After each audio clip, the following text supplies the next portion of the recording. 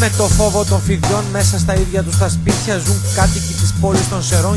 Με το φόβο των φιδιών όπως θα όπως δείχνω, οι γάτα στεκόνταν εδώ, οι κάτοικοι της πόλης των Σερών. γρήγορα φίδι. Εδώ παίρνουν τον πατά, αλλά τον πατά δεν μπορούμε να κάνουμε εκεί πίσω έτσι. Γεμάτο φίδια είναι εδώ μέσα. Και μόρια που είναι ακάθαρτο το στρατόπεδο, αντί να έρχονται μια φορά την εβδομάδα να καθαρίζουνε, τους έχουν εκεί και ξαπλώνουν. Κάνε σου ένα. Κάνε σου ένα. Κάνε σου ένα. Κάνε σου ένα. Και βλέπω όντως το φίδι κάτω από τον νεροχύτη.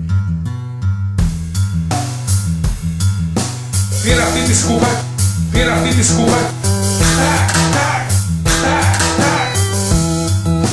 Να και τα αίματα. Έβαλα μπότες, πηδάω πάνω από αυτά τα κάγκελα.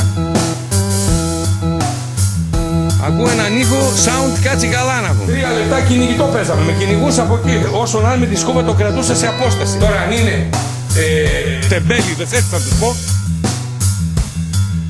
Και σκουπίδια άλλα στο στρατόπεδο. Αλλιώς χωρίς τη γάτα που δεν ξαναδείχνει. Και σκουπίδια ίδια άλλα στο στρατόπεδο. Αλλιώς χωρίς τη γάτα που δεν ξαναδείχνει. Δεν τολμούν να ξενυχτήσουν από τα σπίτια τους. Δεν τολμούν να αφήσουν πόρτες ή παράθυρα ανοιχτά. Τα φίδια είναι εκεί.